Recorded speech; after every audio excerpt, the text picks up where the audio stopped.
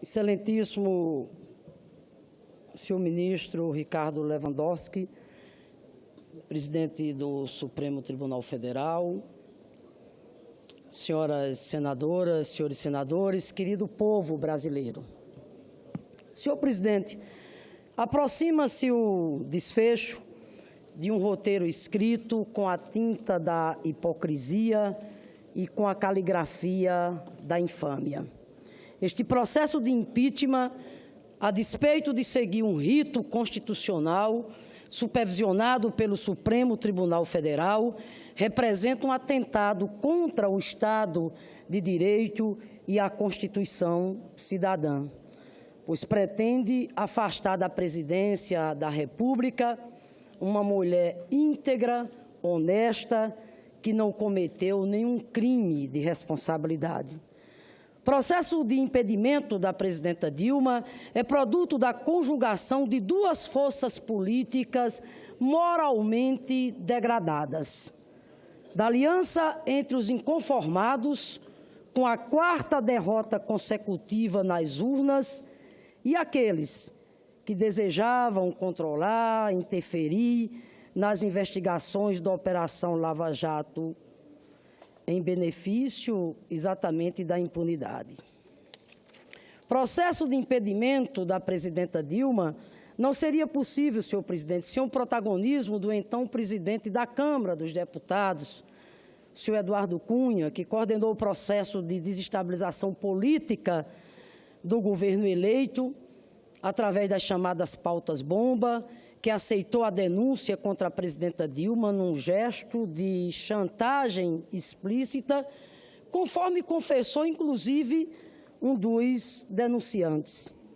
Outro fator fundamental para fortalecer o movimento golpista foi a atuação ostensiva e partidária da grande mídia empresarial.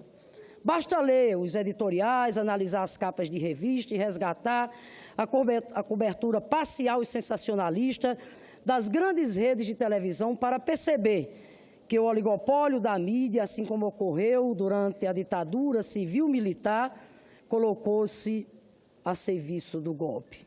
Na ausência de crimes de responsabilidade praticados pela presidenta Dilma, recorreu-se à narrativa do conjunto da obra. E é sobre o conjunto da obra que eu quero falar neste momento. Durante os governos liderados pelo PSDB, os governos dos ressentidos, dos inconformados com a quarta derrota consecutiva nas urnas, eles criaram, por exemplo, um dispositivo legal que impedia a expansão da educação profissional e tecnológica. As universidades públicas, quem não se lembra, foram sucateadas, faltava até mesmo dinheiro para pagar a conta de energia elétrica. As taxas de desemprego, senhor presidente, sempre foram altas, tendo chegado a 12,1% em 99. Apenas 28,7% dos trabalhadores assalariados tinham empregos formais.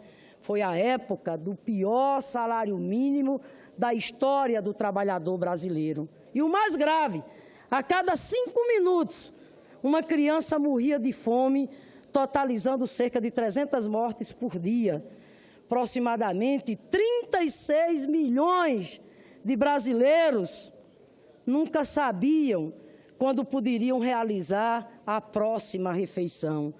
Esse é o conjunto da obra dos ressentidos, dos derrotados nas urnas, que naquela época, diga-se de passagem, tinham inclusive maioria necessária no parlamento para fazer as reformas essenciais em momentos de crise, que inclusive não enfrentaram, não tinham pela frente um chantagista como o senhor Eduardo Cunha.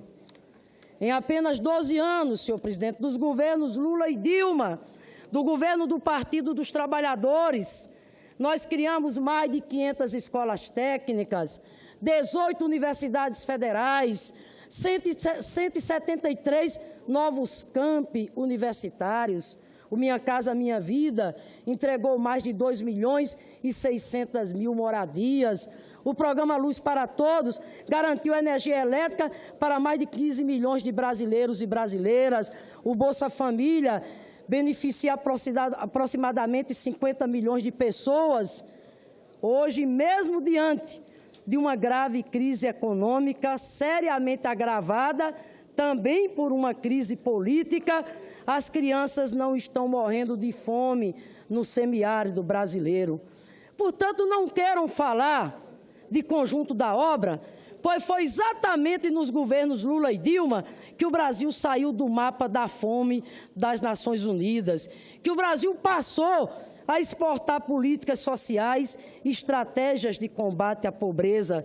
Não queiram falar de conjunto da obra, pois a obra que os derrotados nas urnas, que os governos liderados pelo PSDB construíram, foi a obra da concentração da riqueza e a privataria tucana.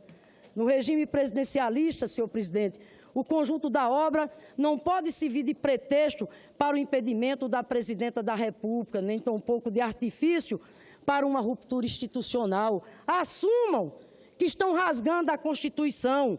Assumam o desprezo que vocês têm pela soberania popular. Assumam que vocês estão querendo tomar o poder de assalto para interferir nas investigações em curso e para impor ao povo brasileiro um programa que jamais passaria pelo crivo da urna, porque é um pacote de maldades que quer congelar durante 20 anos os investimentos em educação, saúde e assistência social.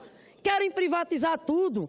Já anunciam que vão privatizar presídios, creches, hospitais, que vão acabar com a política de valorização real do salário mínimo, que vai privilegiar acordos trabalhistas impostos em detrimento dos direitos assegurados na CLT, que quer desvincular os benefícios previdenciários do salário mínimo e elevar a idade mínima da aposentadoria, que querem privatizar o pré-sal, a Eletrobras e flexibilizar toda e qualquer legislação em benefício dos empreendimentos privados. Senhor presidente, esse é um golpe de classe, é o golpe das elites, é um golpe, repito, principalmente contra o povo mais pobre desse país. No dia de ontem, senhor presidente, a presidenta Dilma, mais uma vez, fez história quando aqui esteve, enfrentando os novos algozes da democracia, e enfrentou com a postura altiva, com a coragem dos inocentes, com a convicção dos verdadeiros democratas, com a memória dolorosa de quem já enfrentou o arbítrio e a tortura, porém com a postura altiva. Senhor presidente, e aqui eu quero terminar fazendo uma reflexão para o povo brasileiro.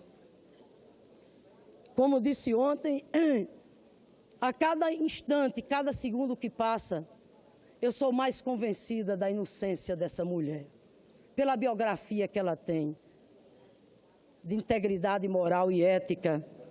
E aqui fica-se uma reflexão. Quem são os julgadores da presidenta Dilma? Um parlamento que, conforme tem sido amplamente divulgado pela imprensa, inclusive internacional, um parlamento que tem 60% de seus integrantes respondendo a processos na justiça. São esses os juízes que querem não apenas julgar, mas condenar uma mulher, repito, íntegra, que tem sua vida sempre pautada pela moral e pela ética, uma mulher que nunca cometeu crime de responsabilidade. Me desculpem, isso é uma infâmia, isso é um escárnio. É um escárnio, senhor presidente. E é por tudo isso que me nego a fazer parte desta farsa, que me nego a ser coautora desse crime.